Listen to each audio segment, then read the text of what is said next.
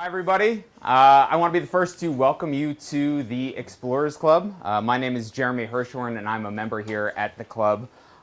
Just by a quick show of hands, how many people's first time is it here at the club? Oh wow, okay. This is a really great experience for a lot of you then, so welcome to the club.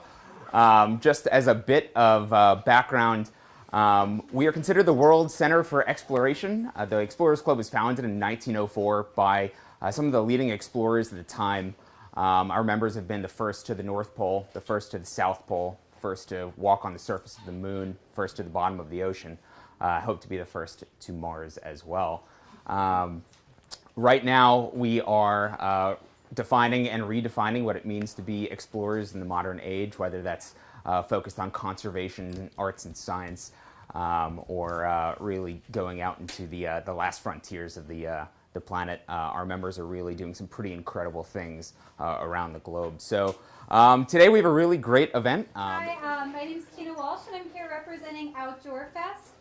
Thank you for coming out to tonight's Mappy Hour event. For those of you that don't know what Outdoor Fest is, it's a free online community of urban outdoor enthusiasts, so please check it out. Totally free to join. A lot of events similar to this that are free to participate in New York City. Nice to meet everyone. I'm Sarah Charlotte Powers. I'm the Executive Director of the Natural Areas Conservancy.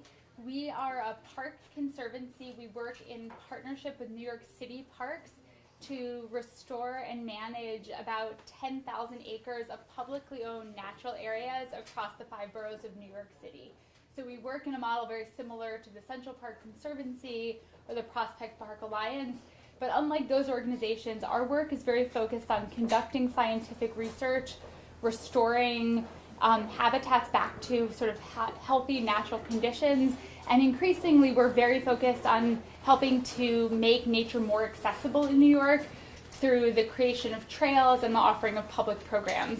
We offer about 35 public events each year. There's information on our website about our upcoming season. And we are gearing up to launch a new web map that will have a transit to trails feature that will allow you to explore all of the hiking trails that are available in New York City. And since I like the show of hands if you've ever taken a hike in the 5 boroughs. You are in the minority, but that's about to change. So tonight, in addition to being really excited to have tours of the club, we're also going to be asking some of you here to help us with beta testing the near final version of the map that will be released in a couple weeks. And I'm the Data and GIS Manager at the NAC, and I'm really excited to have you here. And so we're here to so our plan is we have a web map already on our website, but we wanted to take it to the next level and then add some more new features. And so before making it live, we thought that it would be a great idea to have a beta test by a group who's like really good at maps and love maps. So I know that this group is really skewed to the higher level compared to the regular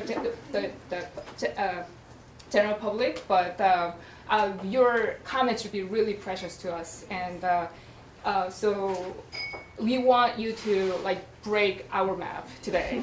And if you have something bad to say about our map, today is the day, and we'll listen to you. So please volunteer to the beta testing. Before that, we spent about a year working on the iteration that's currently on our website. So, as Sarah mentioned in her opening remarks, we're a nonprofit organization that does a lot of research across the 5 boroughs. So that means that there's a lot of data.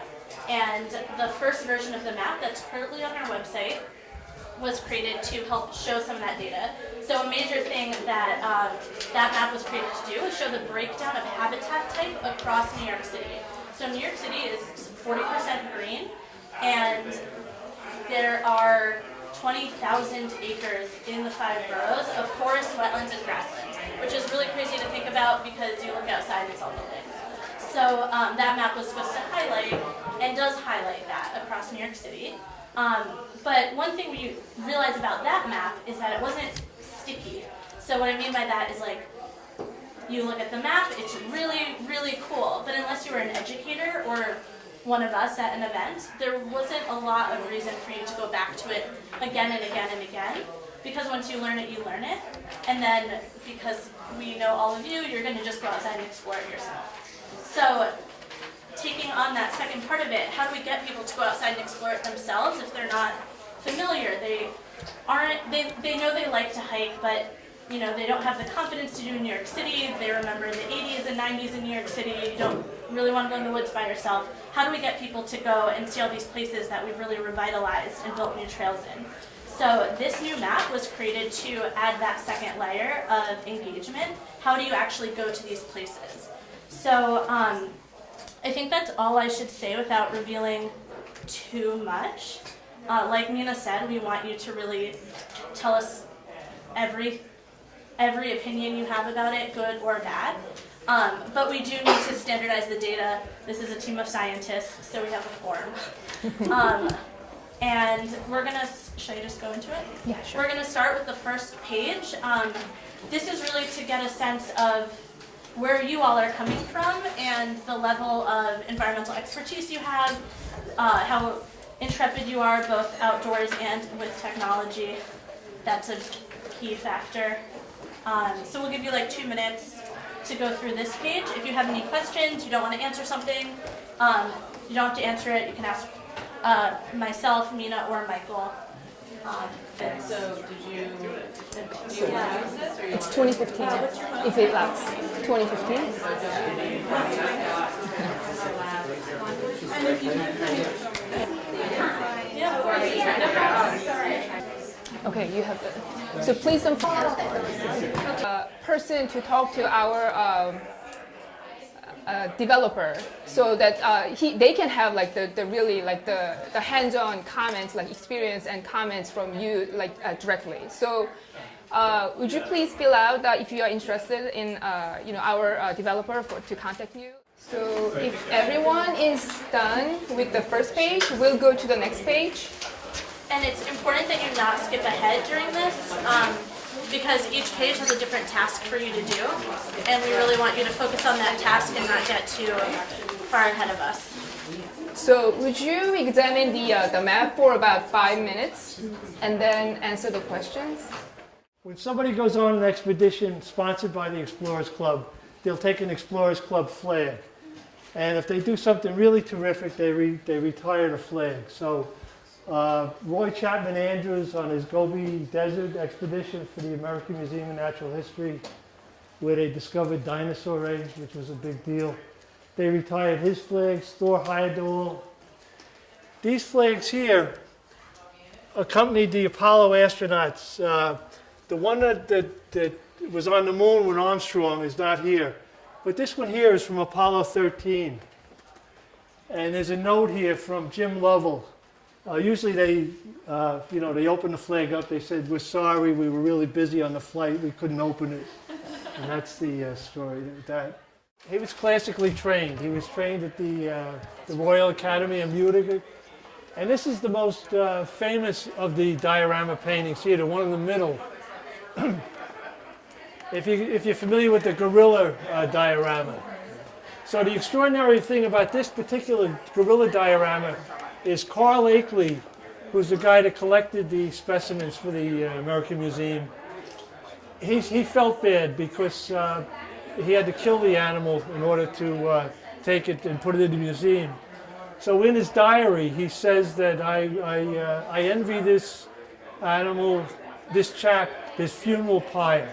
And they say it was irony because when they went back on this expedition in 1926, he died at this very spot.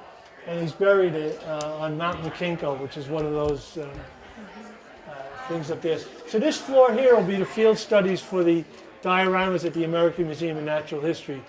And then we're going to go up, we're going to go from the lush African plains to Arctic exploration, and we'll go up 2 flights.